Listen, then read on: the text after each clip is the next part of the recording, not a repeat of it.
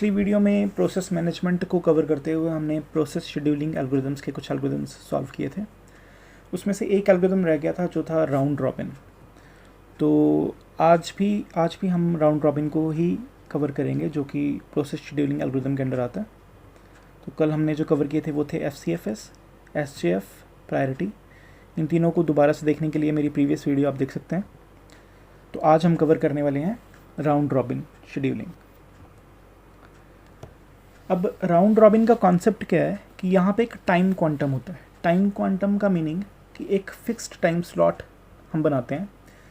जैसे कि अगर आपका प्रोसेस जो है वो 20 मिलीसेकंड का है और टाइम क्वांटम हमें दिया गया 5 मिलीसेकंड्स, तो वो जो प्रोसेस है वो 5 मिलीसेकंड्स तक ही अलाउ होगी चलने के लिए।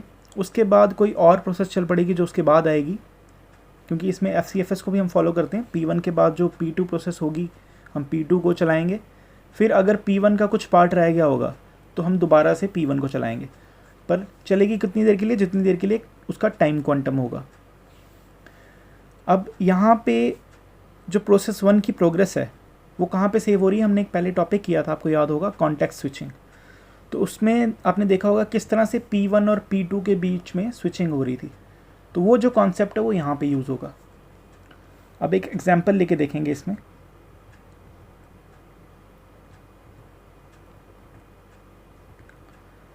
तो वही सेम क्वेश्चन है। 4 प्रोसेस है हमारे पास, P1, P2, P3 and P4। P1 21 milliseconds, P2 3, P3 6 and P4 2 milliseconds. यहाँ पे भी उसी तरह से एक गैंट चार्ट बनेगा। अब इस गैंट चार्ट में डिफरेंस क्या होगा कि यहाँ पे जो टाइम क्वांटम है वो हमें 5 मिलीसेकंड दिया हुआ है। तो कोई भी process maximum to maximum 5 millisecond के लिए ही चल सकती है, या फिर उससे कम। अगर प्रोसेस छोटी है तो फिर उससे कम चलेगी। तो स्टार्ट करते हैं। यहाँ पे जैसे कि आप देख रहे हैं,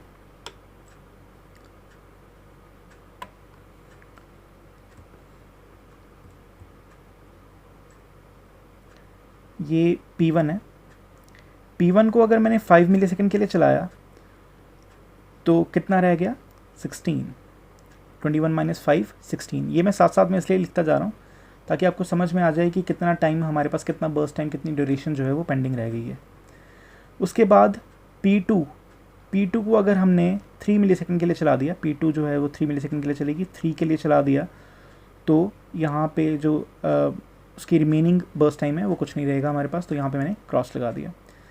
नेक्स्ट है P3 अब यहाँ पे 6 मिलीसेकंड उसका टोटल टाइम है, ड्यूरेशन जो है।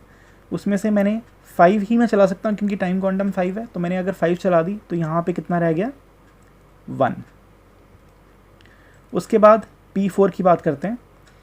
P4 जो था वो भी 2 इसकी ड्यूरेशन है या बर्स्ट टाइम है, तो 2 मिलीसेकंड्स के लिए इसको चला दिया। तो ये कितना रह गया? 0। तो यहाँ पे भी मैंने क्रॉस लगा दिया। अब हमारे पास 2 ही प्रोसेसेस बच रही हैं यहाँ पे, P1 एंड P3। तो P1 एंड P3 जो है वो रिपीट होती जाएंगी। इस P4 के बाद आप चेक करिए दोबारा से क्या आ रही है? P1। अब अगर मैं P1 की बात करूँ, यहाँ पे मैंने दोबारा से इसे 5 मिलीसेकंड के लिए चलाया, तो कितना रह गया हमारे पास? 11 मिलीसेकंड्स। उसके बाद P3 हमारे पास 1 मिलीसेकंड रह गया हुआ था। तो 1 मिलीसेकंड के लिए अगर मैंने P3 को चला दिया तो यहाँ पे भी हमारे पास 0 रह गया। अब क्योंकि P1 हमारे पास अभी भी बचा हुआ है 6 मिलीसेकंड्स के लिए, तो P1 को ही कंटिन्यू करेंगे। तो P1 को कंटिन्यू करते हुए 5 मिलीसेकंड पहले हमने पहले चलाया, 11 माइनस 5 6, फिर दोबारा 6 में से 5 चलाया तो कितना रह गया? 1, और लास्ट में 1 मिलीसेकंड्स। तो आप यहाँ पे चेक करेंगे P1 किस तरह से चली है। पहले 21 मिलीसेकंड्स थी P1, 5 के लिए चली, रह गया 16, फिर 5 के लिए चली, रह गया 11, फिर 5 के लिए चली, रह गया 6, फिर 5 के लिए, फिर 1 रह गया, और लास्ट में जो 1 है वो चलेगी। अब ये तो हो गया कि हमने गैंट चार्ट कैसे बनाया है। अब प्रॉब्लम कहाँ पे आएगी कि हमें हर एक प्रोसेस का वेटिंग टाइम निकालना है और एवरेज वेटिंग टाइम निकालना है। अब वेटिंग टाइम निकालने के लिए हमें क्या करना होगा? हमें यहाँ पे देखना है कि P1 कहाँ कहाँ पे है। तो ये आपका P1 एक यहाँ पे है, यहाँ पे है और ये तीनों है। अब इन दोनों को हम कंसिडर नहीं करेंगे। क्यों नहीं कंसिडर करेंगे? क्योंकि हम यहाँ पे देख रहे हैं कि वेट कितना करना पड़ा किस प्रोसेस को।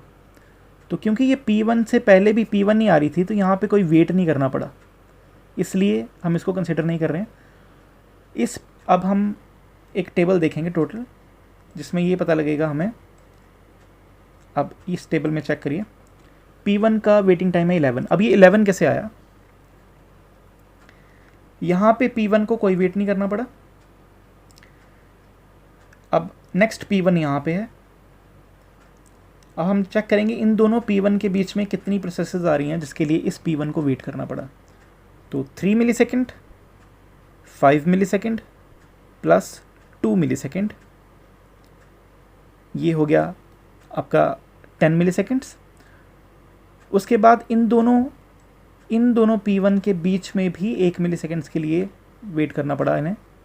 तो 10 + 1 = 11। तो P1 का वेटिंग टाइम हो गया 11। नेक्स्ट है P2। क्योंकि P2 हमारा P1 के बाद ही चल पड़ा था, तो P2 का वेटिंग टाइम है वो है 5। फिर आ गया हमारे पास P3। अब P3 का वेटिंग टाइम कैसे कैलकुलेट करेंगे? P1 है 5 मिली सेकेंड, P2 है 3 मिली सेकेंड, तो ये हो गया 8। उसके बाद दोबारा P3 यहाँ पे आ रहा है। अब इन दोनों P3 के बीच में कितना डिफरेंस है? ये टोटल को अगर हम काउंट करेंगे इन दोनों को, तो ये हो गया 7। तो 7, ये वाला 7 और ये वाला 8, ये हो गया 15। तो यहाँ पे आप देख रहे हैं ये हो गया 15। उसके बाद P4 को चेक करते हैं। P4 जो था वो 2 मिली सेकेंड्स के लिए चला था, तो उससे पहले P1, P2 और P3 चली थी। P1, P2, P3 का इसका टोटल देखेंगे हमें, तो टोटल इसे वेट करना पड़ा 13 मिली सेकेंड्स के लिए। अब ये हमारे पास आ गया सबका सिंगल वेटिंग टाइम हर एक प्रोसेस का। अब टोटल वेटिंग टाइम जैसे हम निकालते थे पहले, 11 + 5 + 15 + 13 डिवाइडेड बाय 4 = 11 मिली सेकेंड्स। तो ये है राउंड रॉबिन। आज की इस वीडियो में हमने राउंड रॉबिन कंप्लीट किया है। ये जो जितनी भी हमने शेड्यूलिंग एल्गोरिथम्स करी हैं, ये काम आती हैं प्रोसेस शेड्यूलिंग में। अगर इसके रिलेटेड ये चारों जो हमने एल्गोरिथम्स करी हैं, इससे रिलेटेड कोई भी क्वेश्चन है आपका, तो आप मुझे मैसेज करिए या कमेंट भी कर सकते हैं। इसी तरह की और वीडियोस देखने के लिए आप सब्सक्राइब करिए। Thank you.